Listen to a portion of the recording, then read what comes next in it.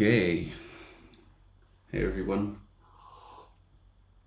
Um, I think today I'm gonna uh, take a sketch, which was a very quick 1 minute sketch that I made quite a while ago, and see if I can make it a bit more developed, and just see where that takes us. Let's see. Well, maybe I like this one. I do know where the original figure and reference is from. It's from Croquis Cafe. Very well, I would say, already well-known reference site. They offer great resources. Many different figures, clothed, unclothed, and many different types of lighting as well. So this was a very beefy guy doing quite a nice kind of almost traditional bodybuilder pose. And well, the first thing I have to decide is, do I want to keep sketching on this layer or make a new layer above it? I think I want to try to sketch on this layer. Maybe I'm gonna copy it first and see if I can get the white of the paper to actually be white. That looks pretty okay, pretty decent. Yep.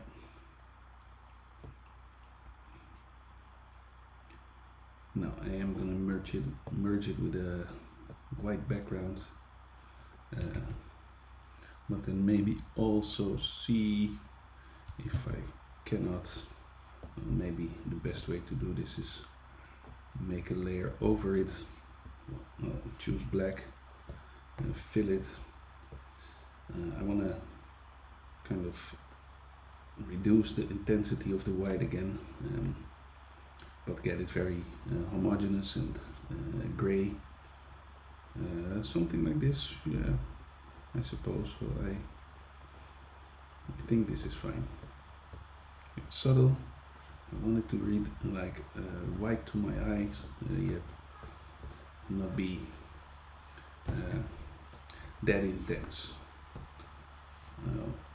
Choose it as a background color. Where's my background color? There, yeah.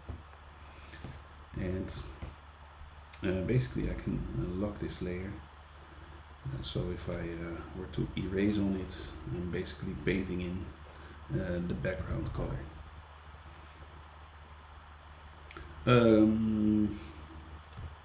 Maybe make another save state. And well, I could look up the real reference. I think I'm gonna try to see how far I can get. Ballpoint pen, yeah, that looks fine. Maybe I can. Let me think about this. Probably rotate the image. Yeah.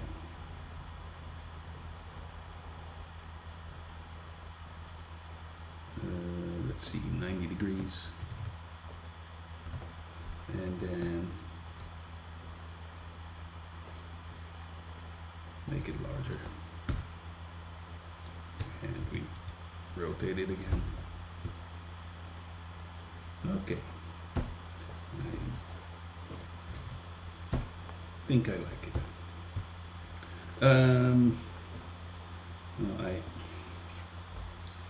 Let's go to swatches. I usually don't like to work with full black, but something like 85-90% gray.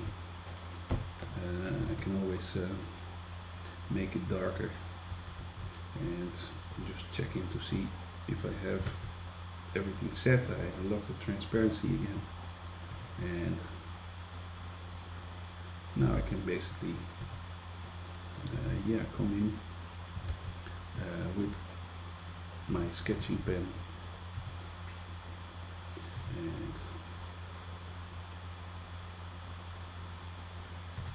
maybe first kind of soften out the areas where it's too cluttered and sketchy. I make use of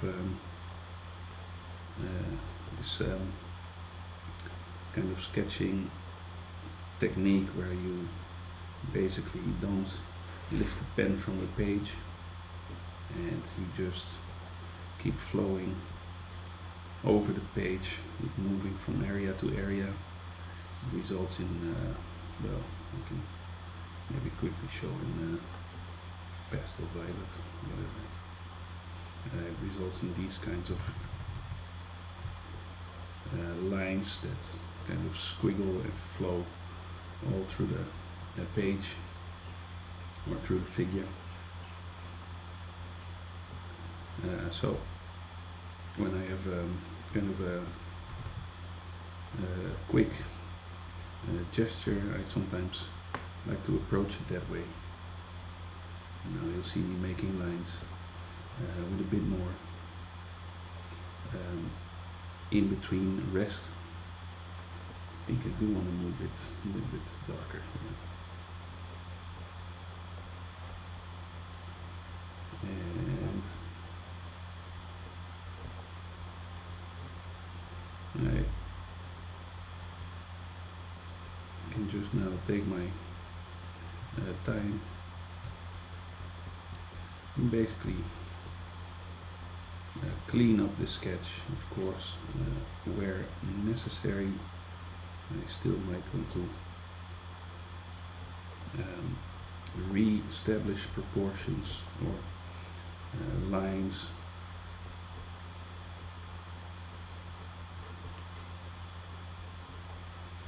And oops, meant to have my eraser there.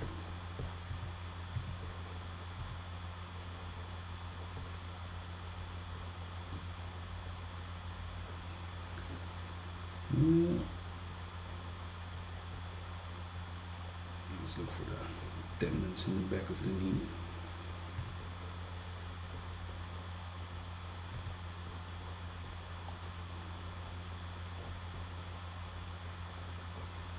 Let's see, I think I can switch brushes and take a bit more of an ink type of brush, a bit more aggressive.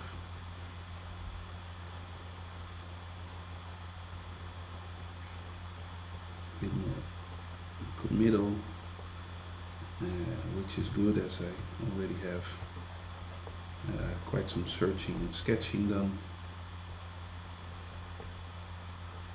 So a little bit more pronounced knee or calf muscle. Maybe keeping this kind of asymmetry in the back of my mind.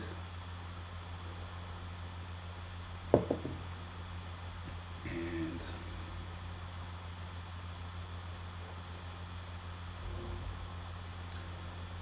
yep.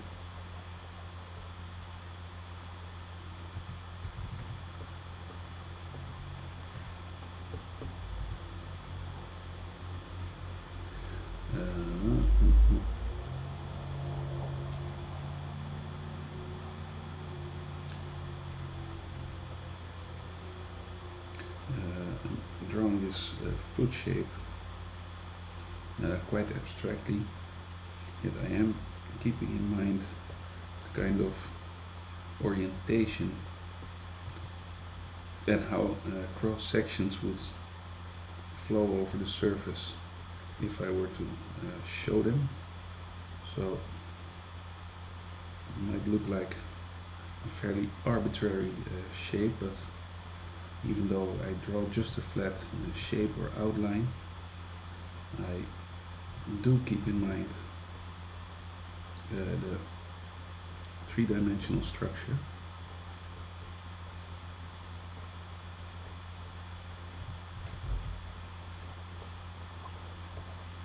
And those of you that study or have studied with me, you know that I'm a big proponent of understanding the three-dimensional structure. Maybe this muscle is a bit too much. And maybe this muscle should come up higher.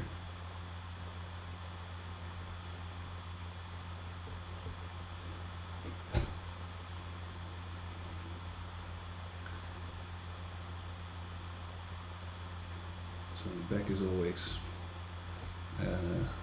difficult.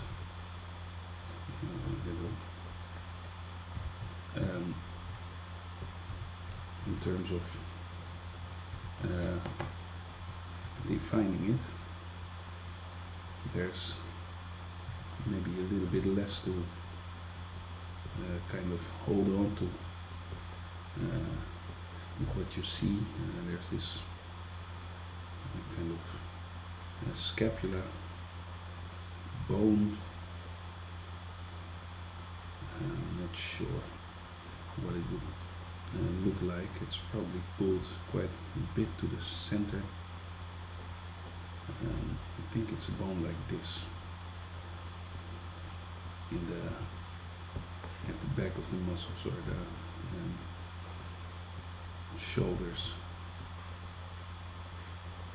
And then we have this great big muscle, latissimus dorsi, and we have the trapezoids, deltoids, some extra muscles in between that.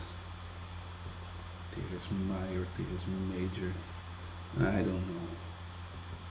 My knowledge of anatomy is fairly limited to some basic ideas. So that's always a bit tricky, but it does help, and it's something I think I should study a bit more. At least it helps me. Others, not so much. It's a matter of personal preference. What do you think? Learning the Latin names is worthwhile.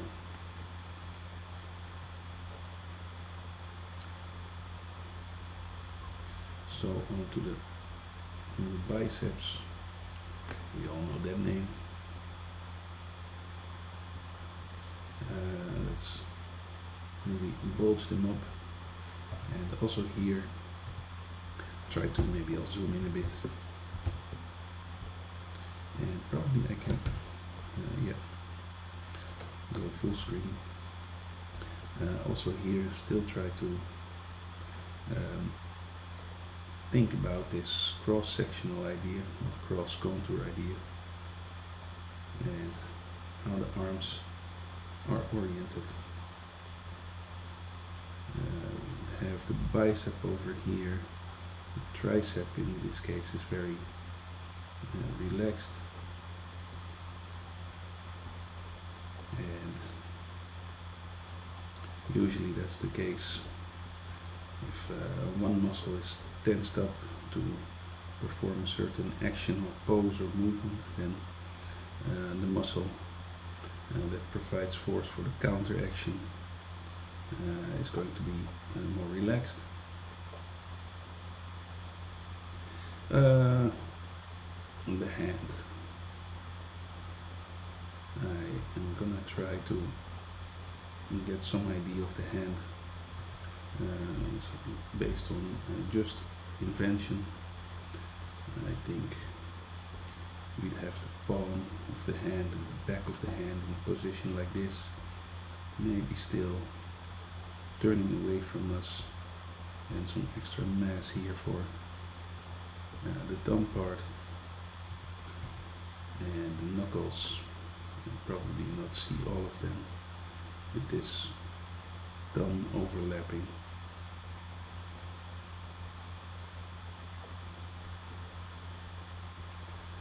Probably just see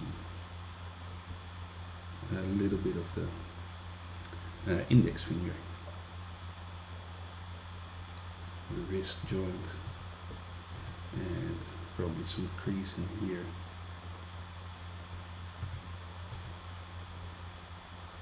Alright, I think it should maybe show a bit more overlap.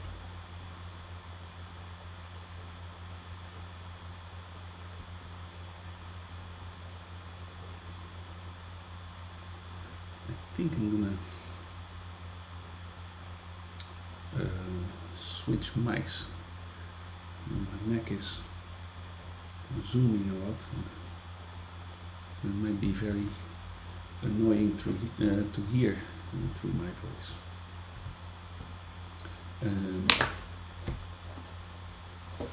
Let me stop this one for now.